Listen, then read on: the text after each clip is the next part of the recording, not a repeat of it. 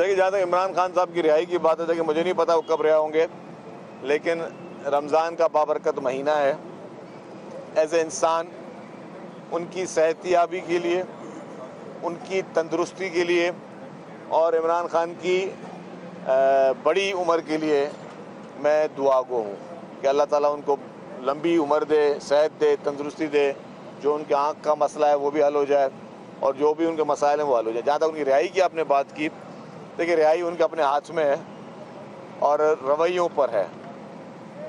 एक तो जो पीटीआई के अंदर मेरे ख्याल से जो वो सब अभी तक रेस में है कि जी कौन आगे जाए, वो लीडरशिप की रिहाई पे फोकस कम है। हर कोई अपनी इंटरव्यूज़ में और अडियाला के बारह के सबको पता है कुछ नहीं होना, मुलाकात नहीं होनी, रोज़ाना वहाँ पे तमाशे लगाना, वो कर उनका अपना ज़ाती मसला है, उस पर मैं कुछ नहीं कह सकता। लेकिन बेहतर है कि वो लोग फोकस रहें उनकी रिहाई के लिए।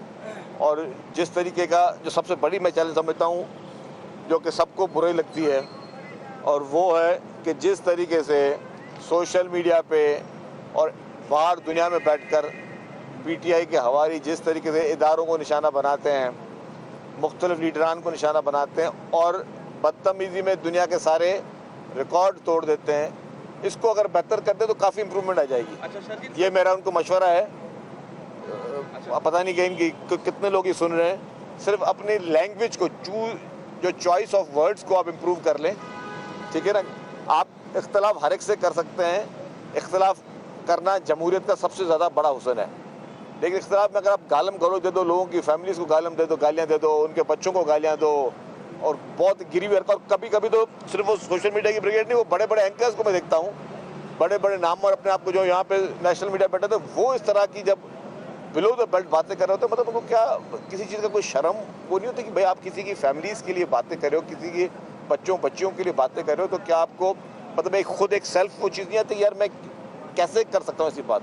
मैं एक तो सोच कैसे सकता हूँ, चलो अगर उस तरह की गिरी हुई सोच है भी सही, तो आप कह कैसे सकते हैं पब्लिक के लिए। तो मतलब ये गंदी सोच की अक्कासी, थोड़ा इसको अगर इम्प्रूव कर लें, थोड़ा मैं कहता हूँ तो इनकी काफ़ी मसाइल हल हो जाएंगे। अच्छा शर्जील साहब, सिंध जे विरहाङे वारे मामले ते गवर्नर साहब राति चयो आहे त इहा हल्की फुल्की मौसीक़ी आहे, इहा हलणु घुरिजे, इन ते आऊं कुझु कोन कंदुसि, मूंखे ज़रूरत पई त मां डॉक्टर फारूक सत्तार खे मैदान ते लाहींदुसि। अच्छा सर, हिन में इहो भेट कजो त आइनी घर जेको आहे उन में सियासी जेके अञा ताईं ॻाल्हियूं हलनि, देखो वो बातें हो चुकी हैं काफ़ी, मैं उसको रिपीट नहीं करूँगा। कल इससे पहले 2 दिन पहले मैंने असम्बली में बात की थी कि जी गवर्नर हाउस का एक तकद्दुस है, एक आइनी इदारा है और गवर्नर हाउस का काम होता है कि जी आप वफाक और सूबे के बीच में हम आहंगी को पैदा करें।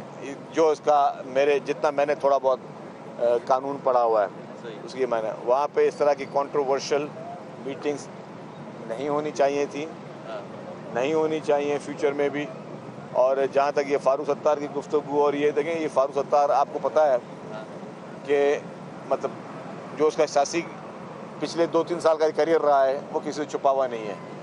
वो खुद बेचारा मिस्किन आदमी है, तो वो इतनी बातें करे जितनी जो है उसको कहते हैं कि अपने लेवल पे बात करे फारूक सत्तार साहब।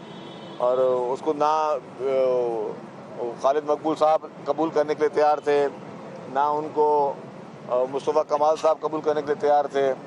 मैंने सुना है कि आज शायद दोनों की सुलह हो गई है। अच्छा, हाँ मुझे पता चला, अच्छी बात है कि दोनों की सुलह हो गई है। तो खैर ये भी अल्लाह ताला उनको, रमज़ान का महीना हम तो खुश होंगे कि सारे लोग आपस में बन के रहें, तो ये भी बन जाए, अच्छी बात। अच्छा सर, एक के हवाले से बताइएगा कि बायोगैस प्लांट बनना था, उसका क्या हुआ, क्या डिज़ाइन में तब्दीली करनी? बायोगैस प्लांट में थोड़ी डिज़ाइन की तब्दीली है, उसकी RFP इसी महीने हो जाएगी, इसी महीने उसकी भी RFP शुरू इशू कर देंगे, फिर उसको भी काम शुरू हो जाएगा।